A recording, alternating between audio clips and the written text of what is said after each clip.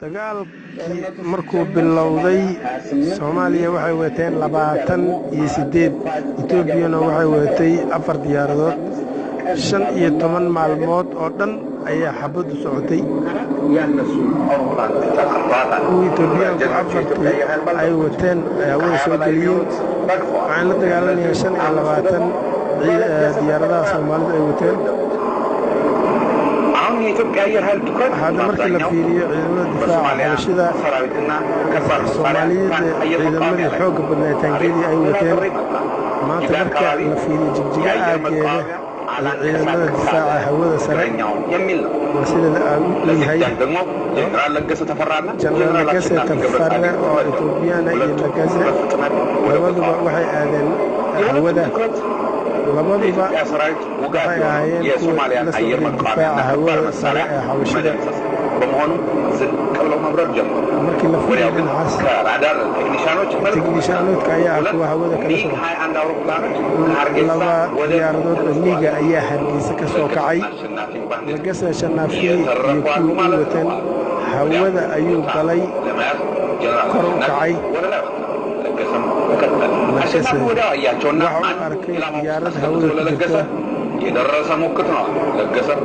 Lagase ayaa wata diyaaradaas hawada ku jirta xabashida waan la soo dahay inuu yiri Soomaaliya bayladka ayaa xabad ku soo riday diyaaradda halkaas Lagase markii la fiiriyo kii kalena wuu baxsaday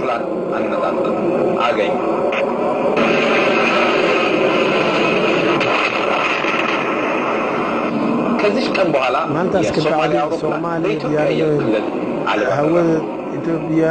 may soo gelin General Lagase Tafarre እና General አሸናፊ ገብረጻድቅ ከግዳጅ ተመልሰው ለምሳሌ ሲዘጋጁ ከኮማንድ ፖስት ትዕዛዝ ይመጣል።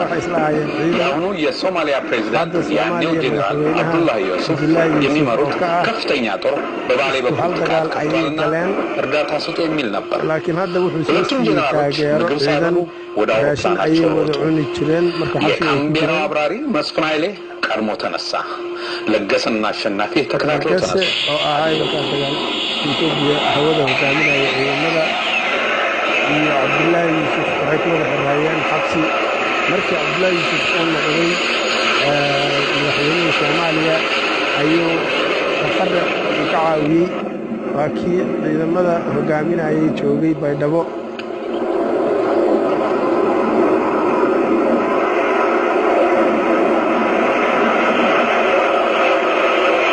diyaaradihii Soomaalida oo ka soo kacay aeroboortkii Hargeysa ku yaalay xilliga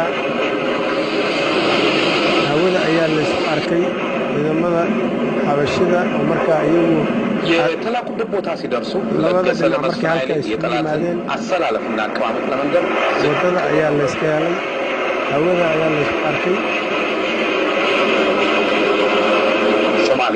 Soomaalida masaariyada ama hubkooda ay soo cabaysteen hawada ayaa la isku arkay markaasna waa kuwa labada diyaaradood diyaaradii laga soo riday xabashida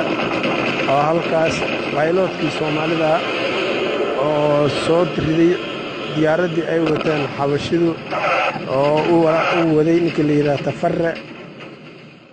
ባረሽኩት ከዋካ kusoo degay ለገሰ አውሮፕላኑን ሲያት እያለቀላት ነበር Lagase Tafarre ለፓራሹት መዘርጊያ በቂ ሁኔታ የለም ግን በድፍረት ዘለለ በዛይ ሰዓት ለብዙ ጊዜ ጠላትን የቀጣባት አውሮፕላንና ለገሰ በተለያየ አቅጣጫ ወረዱ halkaas dib ku gaaro ለሶማሌዎችም የድል ቀን ሆነላቸው Soomaalida ayaa ku aad awood badan በእጃቸው ገባ halkaas Lagase dagaalkii markuu bilowday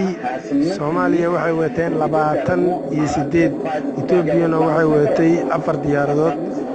15 maalmood oo dhan ayaa xabadu socotay